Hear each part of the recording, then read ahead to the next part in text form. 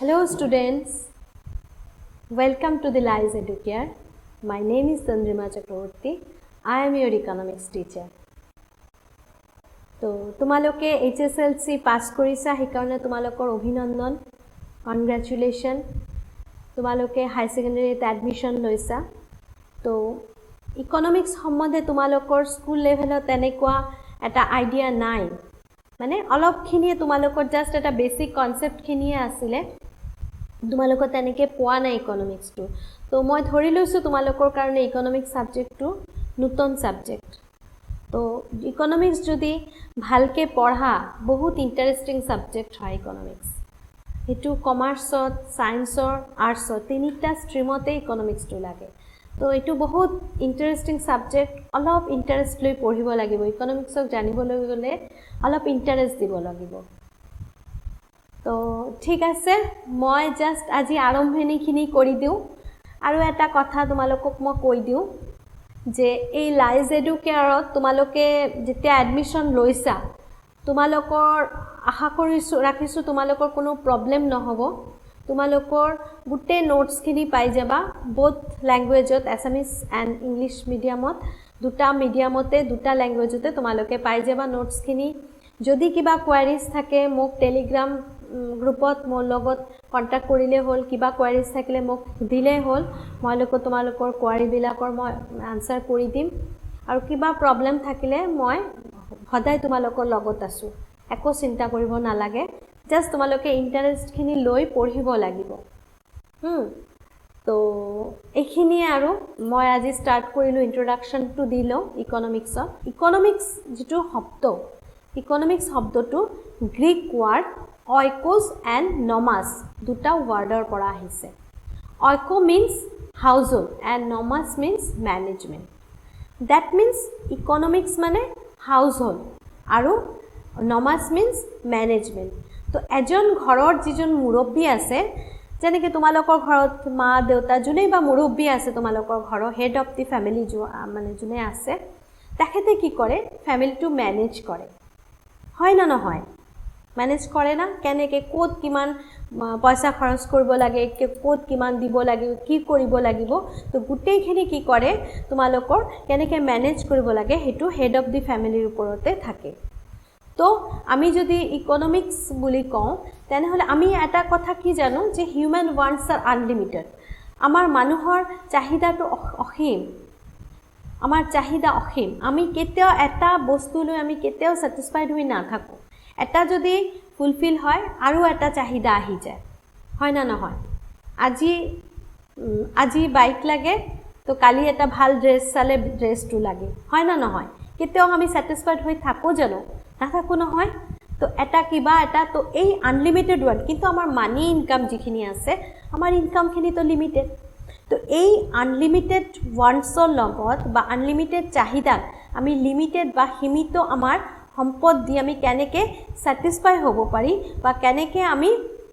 সন্তুষ্টি লাভ কৰিব পাৰি, তাকে লৈ ইকোনমিক্স কি কৰে, ইকোনমিক্স ডিল কৰে বা ইকোনমিক্স তাকে বুজায় যে কেনেকৈ আমি আনলিমিটেড ওয়ান্টছ আৰু লিমিটেড ৰিসোৰ্সৰ মাজত আমি এটা সামঞ্জস্য তৈৰি কৰিব পাৰোঁ। ঠিক আছে? আৰু এটা কথা যে তোমালোকে কৌটিল্যৰ কথা সদায় শুনিছিলা যে কৌটিল্য এজন কি আছিলে, কৌটিল্যৰ এখন কিতাপ লিখিছিলে অৰ্থশাস্ত্ৰ বুলি, শুনিছিলা চাগে, চাণক্যৰ নাম। তাতে কি লিখা আছে যে ওয়েলথ অফ এ কান্ট্ৰি, এটা দেশৰ সম্পদ কেনেকৈ কি কৰা যায়, যে ষ্টাডি কৰা যায় বা তাক কেনেকৈ অধ্যয়ন কৰা যায় বা সেইটো কেনেকৈ লজ গভৰ্নিং দেম। অৰ্থশাস্ত্ৰ আৰু এটা কি কৰিছে যে এটা economy, অৰ্থশাস্ত্ৰ describe the ways of governing economy, how taxes need to B collected, কেনেকৈ আমাৰ কৰবিলাক কালেক্ট কৰা যায়, ট্যাক্সবিলাক আমি কেনেকৈ কালেক্ট কৰিব পাৰি বা আমি ট্যাক্সবিলাক কালেক্ট কৰিলেতো নহ'ব, গভৰ্ণমেণ্টে ট্যাক্সবিলাক কি কৰিব লাগিব, ট্যাক্সবিলাক আমাক স্পেণ্ড কৰিব লাগিব, খৰচ কৰিব লাগিব বিভিন্ন খাতে। কেনেকৈ আমি এই ট্যাক্সবিলাক আমি কি কৰিব পাৰি, আমি মানে ইউটিলাইজ কৰিব পাৰি, যাতে আমাৰ সেইখন দেশৰ মানুহবিলাক কি থাকে, যে হ্যাপি থাকে বা স্যাটিসফাইড থাকে, সেইখিনি ডিসক্ৰাইব কৰিছিলে অৰ্থশাস্ত্ৰত। তো ইকোনমিক্স আগতে কেনেকৈ ষ্টাডি কৰা হৈছিলে, ইকোনমিক্সক আগে কোৱা হৈছিলে পলিটিক্যাল ইকোনমিক্স। আগতে এইটো আখ্যা দিয়া আছিলে পলিটিক্যাল ইকোনমিক্স। কিন্তু ইকোনমিক্স এটু বেছি দিন হোৱা নাই তো economics emerge as a separate discipline as a social science more than 2 centuries ago হ্যাঁ মানে 200 বছৰ মান আগতে হেতু কি কৰা হৈছে এটা সোশ্যাল সায়েন্সৰ এটা তোমাৰ ব্ৰাঞ্চ হিচাপে হেতাক আখ্যা দিয়া হৈছে তো since then the economists have been defining the subject matter of economics তেতিয়া কি কৰা হৈছে যে আমাৰ ইকোনমিস্ট বিলাক ইকোনমিক্স কোনে মানে practitioner of economics is known as economics জুনে ইকোনমিক্সক লৈ চর্চা করে তাক কি কোয়া হয় ইকোনমিস্ট যেনেকে মেডিকেল সায়েন্স লৈ জুনে কি করে চর্চা করে বা তাক কি কোয়া হয় আমি ডক্টর বলি কও আইন লৈ জুনে চর্চা করে তাক আমি কি কও যে লয়ার বলি কও তেনেকে ইকোনমিক্স লৈ জুনে চর্চা করে তাক কি কোয়া হয় ইকোনমিস্ট বলি কোয়া হয় তো ইকোনমিস্ট কি কৰিছে ডিফাৰেন্ট টাইমস ইকোনমিস্ট বিলাকে ডিফাৰেন্টলি ইকোনমিক্সক ডিফাইন কৰিছে বা বিভিন্ন সংজ্ঞা বিলাক আগবঢ়াইছে ইকোনমিক্সৰ তো ইকোনমিক্সৰ বিভিন্ন সংজ্ঞা বিলাক বিভিন্ন ইকোনমিস্ট বিলাকে যেনেকে দিছে বা অৰ্থনীতিবিদ সকলে দিছে তাক আমি চাৰিটা ভাগত ভগাব পাৰি এটা হল ওয়েলথ ডেফিনিশন দেন 2 নম্বৰ হল ওয়েলফেয়ার ডেফিনিশন এন্ড 3 নম্বর হল স্কারসিটি ডেফিনিশন এন্ড 4 নম্বর হল গ্রোথ ডেফিনিশন ওয়েলথ ডেফিনিশন বা সম্পদ হ্যাঁ ওয়েলথ ডেফিনিশন যেনেকে ডেফিনিশন অফ ইকোনমিক্স আমি ফার্স্ট 4টা ভাগত ভাগ কৰিব পাৰি ওয়েলথ ডেফিনিশন যেনেকে কৰা হয় সম্পদৰ সংজ্ঞা ওয়েলফেয়াৰ হল কল্যাণকামী সংজ্ঞা স্কাৰসিটি হল দুষ্প্ৰাপ্যতাৰ সংজ্ঞা আৰু গ্ৰোথ হল কি যে বিকাশৰ সংজ্ঞা তো আমি এই 4টা ভাগত ইকোনমিক্সত ভগাব পাৰি ঠিক আছে তো ফাৰ্স্ট আমি ইকোনমিক্সৰ আমি ওয়েলথ ডেফিনিশন লৈ আমি চৰ্চা কৰিম তো এতিয়া যেতিয়া আমি ইকোনমিক্সৰ সেপাৰেট এটা ব্ৰাঞ্চ হিচাপত সোশ্যাল সায়েন্সত এটু যেতিয়া মানে জায়গা পাইছে এতিয়া ইকোনমিক্সৰ কোৱা হয় সোশ্যাল সায়েন্সৰ এটা queen of all social sciences যিমান বিলাক সোশ্যাল সায়েন্স আছে তাক হেতু ৰাণী বুলি আখ্যা দিয়া হৈছে ইকোনমিক্সৰ তো হেতু কিমান মানে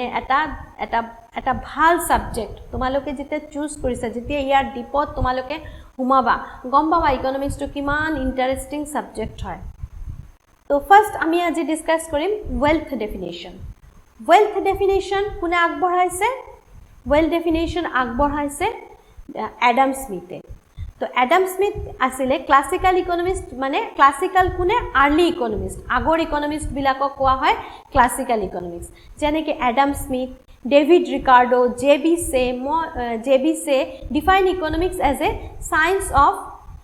ওয়েলথ ইহতে কি কৈছে তেখেতে কৈছে যেনে Adam Smith David Ricardo J B Say এইবিলাক আসলে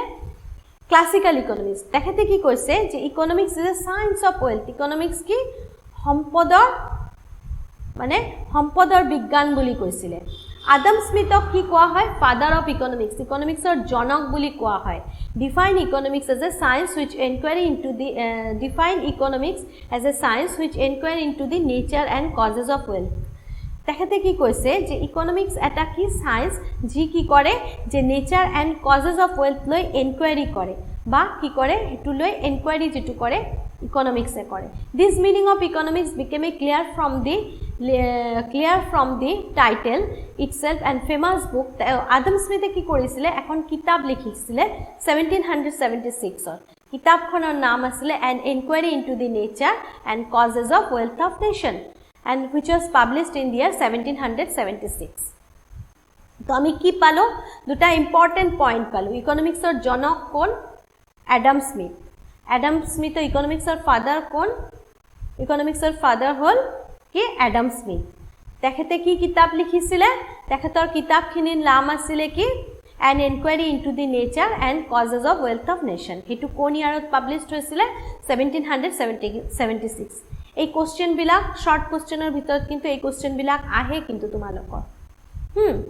তো এডাম স্মিথৰ মতে central point of Adam Smith definition is ইকোনমিক্সৰ যেটো সেন্ট্ৰাল পয়েন্ট আছিল এই সেন্ট্ৰাল পয়েন্টটো কি আছিল যে ওয়েলথ তো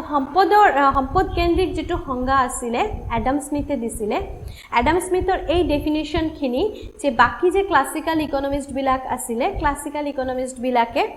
তেখেতে কি কৰিছিলে এইখিনি ডেফিনিশ্যনক সাপোৰ্ট কৰিছিলে যেনেকে তোমাৰ J B Say F A Walker J S Mill Nassau William Senior তো এই ডেফিনিশ্যনখিনিকে কি কৰিছিলে সাপোৰ্ট দিছিলে মানে হিহঁতক কি কৰিছিলে যে এডাম স্মিথৰ যিখিনি ডেফিনিশ্যন আছিলে সেই ডেফিনিশ্যনখিনি ইহঁতে কৈছিলে না এডাম স্মিথৰ মতে সেইখিনি ঠিক কথা তো according to them the economist expected to suggest wait and means to increasing wealth economist বিলাকে কি কৰিব কেনেকে ওয়েলথ টু ইনক্ৰিজ কৰা যায় সম্পদখিনি কেনেকে বঢ়োৱা যায় সেইখিনি কোনে সাজেশন দিব ইকোনমিস্ট বিলাকে দিব তো ডেফিনিশ্যন অফ ইকোনমিক্স যদি আমি সম্পদ কেন্দ্রিক সংজ্ঞা বা ওয়েলথ ডেফিনিশ্যনখিনি বুজি পাওঁ তেনেহলে আমি কি পাম যে মেইন আমাৰ সেন্ট্ৰাল পয়েন্ট কি ওয়েলথ ডেফিনিশ্যনৰ হেতু হল কি ওয়েলথ ঠিক আছে তো আমি ওয়েলথ ডেফিনিশ্যনৰ মেইন ফিচাৰ বা বৈশিষ্ট্যবিলাক আমি এতিয়া আলোচনা কৰোঁ যেনেকে first it studies the nature of wealth and causes of increase wealth সম্পদ কেন্দ্রিক সংজ্ঞাটো কি কৰে যে ওয়েলথৰ নেচাৰখিনি ওয়েলথৰ যে কি কৰা হয় প্ৰকৃতি বা সম্পদ বৃদ্ধিৰ কাৰণবিলাক লৈ কি কৰে মানে এটু লৈ স্টাডি কৰে কোনে ইকোনমিক্সে therefore it studies the economic activities of human being in relation to wealth তো এটু ইকোনমিক্স কি কৰে যে স্টাডি কৰে যে ইকোনমিক অ্যাক্টিভিটি বিলাক মানুহৰ যিবিলাক ইকোনমিক অ্যাক্টিভিটি আছে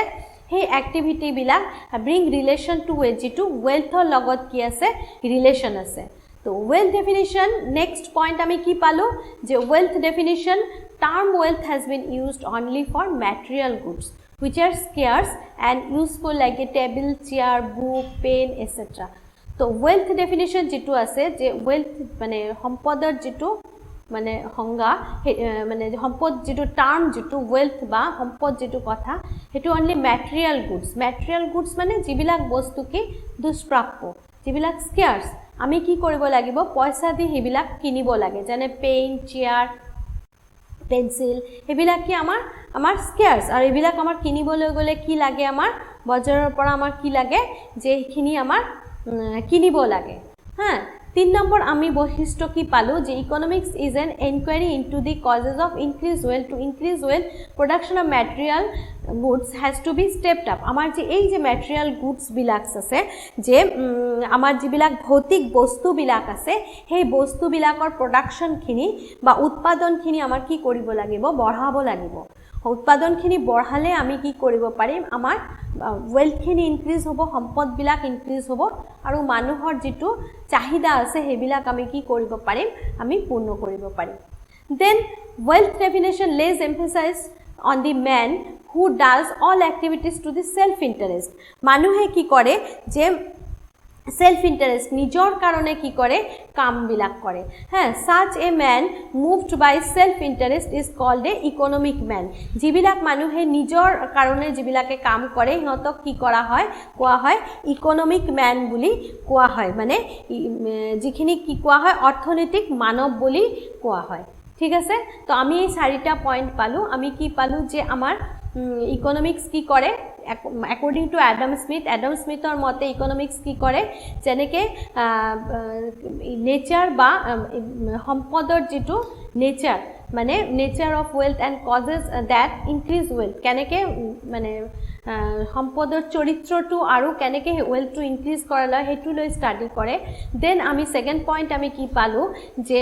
term wealth has been used only for material গুডসৰ কাৰণে যিবিলাক গুডস কি যে ম্যাটেৰিয়াল গুডস কোনবিলাক গুডস যিবিলাক গুডস কি হয় যে আমাৰ দুষ্প্ৰাপ্য আৰু হেবিলাক কি কৰিব লাগে আমাৰ সেই দুষ্প্ৰাপ্য বস্তুবিলাক আমাৰ কি কৰিব লাগিব প্ৰোডাকশনখিনি আমাৰ ম্যাটেৰিয়াল গুডস বিলাক আমাৰ কি কৰিব লাগিব প্ৰোডাকশনখিনি আমাৰ বঢ়াব লাগিব আৰু এই প্ৰোডাকশনখিনি বঢ়োৱাৰ কাৰণে আমাৰ কি কৰিব লাগিব যে lays emphasis on the man আৰু এটা কি যে আৰু wealth definition আৰু কিহৰ ওপৰতে ইম্পৰ্টেন্স দিয়ে বা গুৰুত্ব দিয়ে যে এইবিলাক মানুহক লৈ যে মানে যিবিলাক মানুহে কি কৰে নিজৰ কাৰণে নিজৰ সেলফ ইন্টাৰেষ্টৰ কাৰণে কি কৰে কাম কৰে তো আমি যদি একদম ব্ৰিফত ক'বলৈ যাওঁ যে ইকোনমিক্স মানে এডাম স্মিথৰ ডেফিনিশ্যনৰ সেন্ট্ৰাল পয়েন্টে হল ওয়েলথ মানে সম্পদ সম্পদকে সবতকে বেছি গুৰুত্ব দিছে সম্পদক আডাম স্মিথৰ মতে দেন আডাম স্মিথৰ ডেফিনেশ্যনক কি কৰা হ'ল যে আডাম স্মিথৰ সংজ্ঞাটোক ক্ৰিটিসাইজ কৰিলে কোনে আলফ্ৰেড মাৰ্শ্বালে professor Alfred Marshall welfare economics কি যে কল্যাণ সংজ্ঞা তেখেতে কি ক'লে নহয় ওয়েলথ ইনক্রিজ কৰা ওয়েলথ কেতিয়াও মানুহৰ হেৰি মানে ওয়েলথ কেতিয়াও মানুহৰ জীৱনৰ সেন্ট্ৰাল পয়েন্ট হ'ব নোৱাৰে হ্যাঁ তো তেখেতে কি কৰিলে প্ৰফেসৰ আলফ্ৰেড মাৰ্শ্বালে এখন কিতাপ লিখিলে principle of economics which was published in 1890 হ্যাঁ 1890 এই কিতাপখন পাবলিশড হলে এই কিতাপবিলাকৰ নাম কিন্তু তোমালোকে ভালকে মনত ৰাখে বা শৰ্ট কোশ্চেন কিন্তু বহুত আহে এইবিলাকৰ পৰা তো gave and material welfare and definition of economics in his definition gave more importance to the human welfare in compared to the wealth তো আলফ্রেড মার্শ্বালে কি করলে যে হিউম্যান ওয়েলফেয়ার মানব কল্যাণৰ ওপৰতে বেছিকে গুৰুত্ব দিলে সম্পদতকৈ মানৱ কল্যাণৰ ওপৰতে বেছিকে গুৰুত্ব দিলে কোনে আলফ্ৰেড মাৰ্শ্বালে he said that the wealth is only means to satisfy human wants not the end itself wealth কি আমাৰ only আমাৰ যেটো আমাৰ wants আছে চাহিদা আছে হেতুক satisfy কৰে কিন্তু এটো সৰ্বোপৰি হ'ব নোৱাৰে he emphasized that wealth is for man not for man for wealth তো আডাম স্মিথে আলফ্রেড মার্শ্বালে কি ক'লে যে wealth is for man সম্পদ মানুহৰ কাৰণে কিন্তু মানুহ সম্পদৰ কাৰণে নহয় হেতু কথা কোনে ক'লে Alfred মাৰ্শ্বালে he defined economics as a study of mankind in an ordinary business of life তো এটু বিখ্যাত উক্তি আলফ্রেড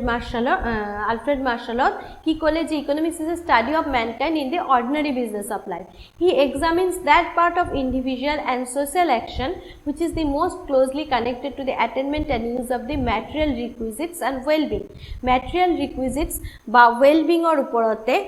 কি কৰিলে যে মানৱ জাতি বা দৈনন্দিন জীৱনৰ নিবিড়ভাৱে কি ভৌতিক সম্পদবিলাক আহৰণ আৰু হেবিলাকৰ ব্যৱহাৰ হৈতে নিবিড়ভাৱে জড়িত জাতি আৰু সমাজৰ কাম কাজবোৰবিলাক পৰীক্ষণ কৰে কোনে ইকোনমিক্সে তো আমি মেইন ডেফিনেশন আমাৰ সেন্ট্ৰাল পয়েন্ট কি পালো কল্যাণ সংজ্ঞাৰ কি পালো যে কল্যাণ সংজ্ঞাৰ মেইন সেন্ট্রাল পয়েন্ট কি যে হিউম্যান ওয়েলফেয়ার আমি কি পালো মানে